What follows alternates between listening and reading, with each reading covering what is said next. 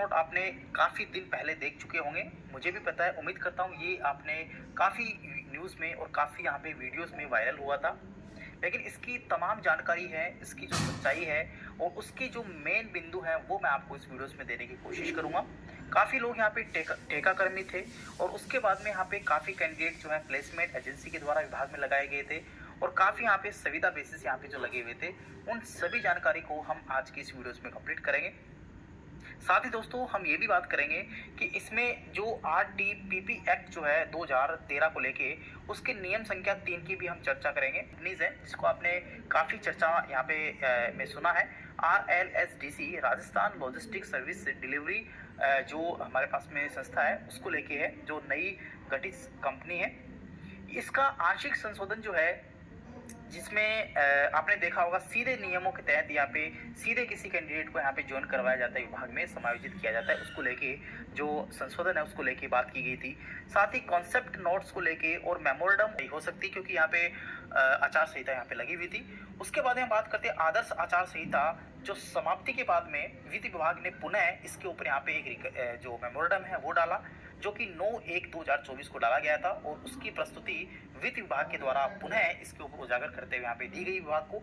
उसके अंदर यहाँ पे RLSDC कंपनीज के बजट मत खुलवाने के लेके जिसमें 10 ये मैंने चर्चा आपसे कर ली, और उसके अंदर एक सलाहकारी समिति जो है सलाहकारी सेवाओं को लेके एक कमेटीज का गठन किए जाने की, वो चार्टेड अकाउंटेंट की सहायता से यहाँ पे सलाहकार समितियों की पत्रावली भी प्रशिक्षित यहाँ पे वित्त विभाग के द्वारा की गई है। यानी कि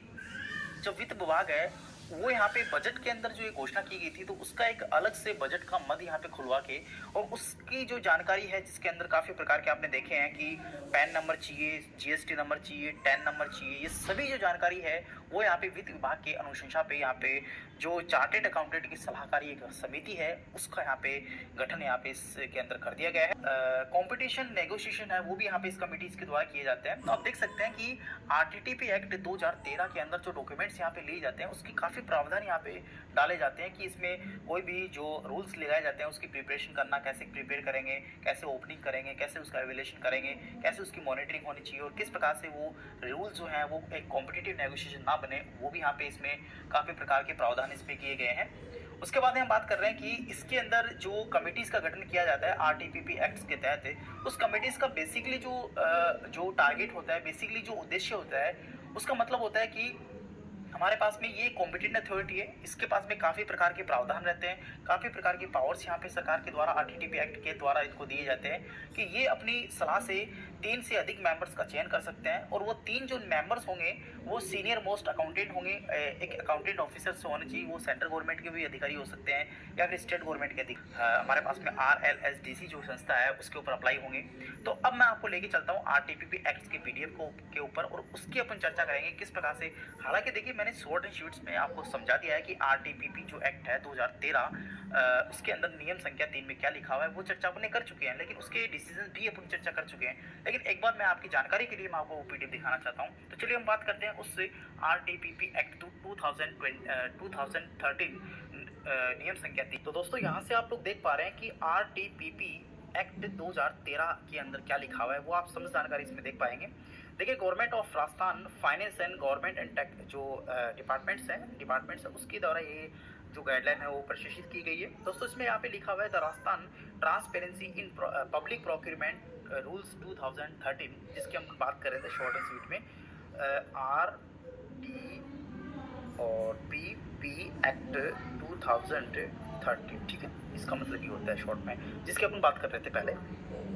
इसके अंदर इस नियम में क्या क्या यहाँ पे लिखे हुए हैं, नियम संख्या अपन 3 की बात करेंगे। हालांकि इसके ऑब्जेक्टिव काफ़ी हैं, आप देख सकते हैं, काफ़ी जानकारी आप यहाँ से देख सकते हैं, लेकिन अभी अपने उन जानकारी की आवश्यकता नहीं है। लेकिन अभी अपन बात कर रहे हैं RTPP एक्ट 2013 के नियम संख्या 3 की। तो चलिए मैं आपको नियम संख्या 3 में लेके चलता हूँ। यहाँ पे आप देख पा रहे हैं, ये आप देख पा रहे हैं प्रोक्यूरमेंट कमेटी, पेज नंबर 97 पे लिखा हुआ है। तो चलिए मैं आपको डायरेक्ट यहाँ पे पेज संख्या 93 पे लेके चलता हूँ और वहाँ से अपन यहाँ पे देखते हैं। नियम संख्या 3 पे देख लीजिएगा, ठीक है, ये देख लीजिएगा, यहाँ पे देखिएगा ये लिखा हुआ है प्रोक्यूरमेंट कमेटी, ठीक है, और रूल नंबर 3 इसकी बात कर रहे हैं अपन आरटीपीपी एक्ट 2013, जो कि ठेका कर्मियों के ऊपर, संविदा कर्मियों के ऊपर, प्लेसमेंट एजेंसी के द्वारा जो नॉमिनेटेड जो लगाए गए विभाग में उनके ऊपर एक आरएलएसडीसी के द्वारा उनको जो लिया जाएगा उसके ऊपर किस प्रकार की कमेटीज का गठन किया गया है। तो आप देख सकते हैं प्रोक्योरमेंट कमेटी, जिसे अपन यहाँ पे कह रहे हैं एक सलाहकारी सेवा के लिए कमेटी गठित की गई है, जिसमें एक डॉक्यूमेंट्स यहाँ पे तैयार किया गया है। तो उसकी अपन बात कर रहे हैं। यहाँ पे इस कमेटीज के कार्य क्या होंगे वो तो मैंने आपको चर्चा करी थी कि इसका कार्य प्रिपरेशन करना है, बिडिंग को ओपनिंग करना है, एवेल्यूशन करना है, मॉनिटरिंग करना है, स्पोर्ट परचेज करना है, कॉम्पिटिटिव नेगोशिएशन करना है और भी अलग प्रकार के प्रोक्योरमेंट से संबंधित जो जानकारी है वो इससे यहाँ पे प्राप्त करनी है। उसके बाद हम देख सकते हैं each committee shall be consist of the 3 members, या 3 से ज़्यादा कैंडिडेट्स को इसमें जो है इसमें मेंबर्स होंगे, और वो जो मेंबर्स होंगे वो सीनियर मोस्ट अकाउंटेंट ऑफिसर होंगे, टेक्निकल पोस्ट पे भी हो सकते हैं। प्रायर अप्रूवल इनका माना जाएगा। किसी भी